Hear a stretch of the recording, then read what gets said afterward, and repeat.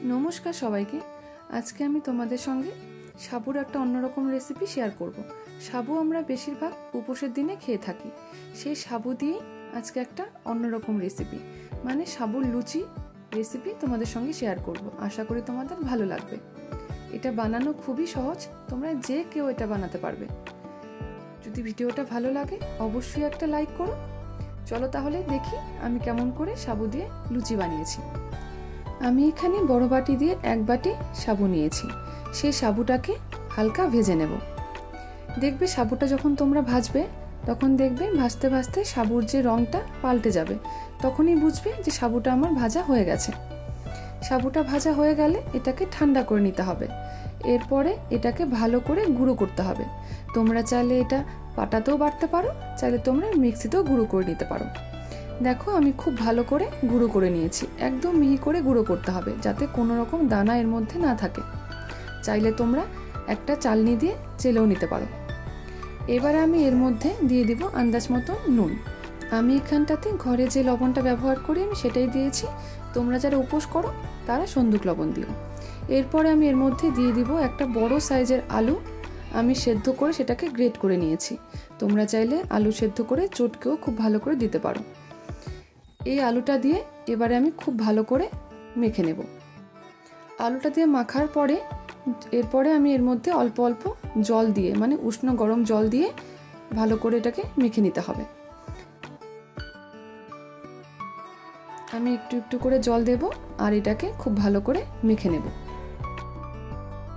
এর মধ্যে কিন্তু ঠান্ডা জল একদম ব্যবহার করো না, উষ্ণ গরম জল দিয়ে এটা মাখবে।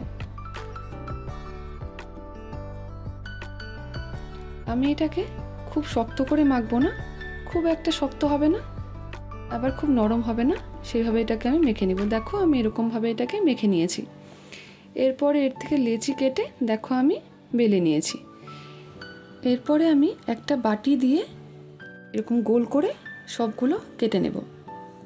তাহলে লুচিগুলো গোল গোল হবে আর দেখতে ভালো লাগবে। আমি সবগুলো লুচি এইভাবে গোল গোল করে কেটে নিয়েছি। দেখো আমার সবগুলো লুচি গড়া হয়ে গেছে। এরপরে আমি তেল গরম বসিয়ে একটা একটা করে লুচি ভেজে নেব।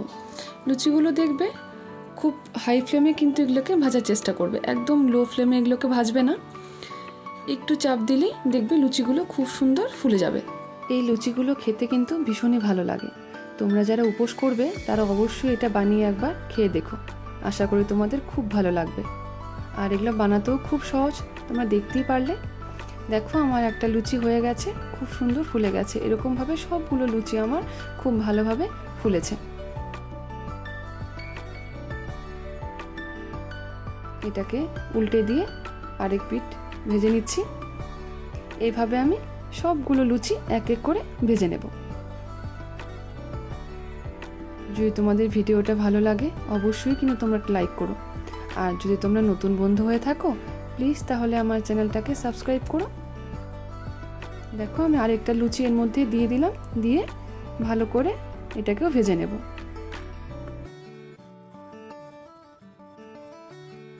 তোমরা দেখলেই বন্ধুরা যে এটা বানানো কতটা সহজ।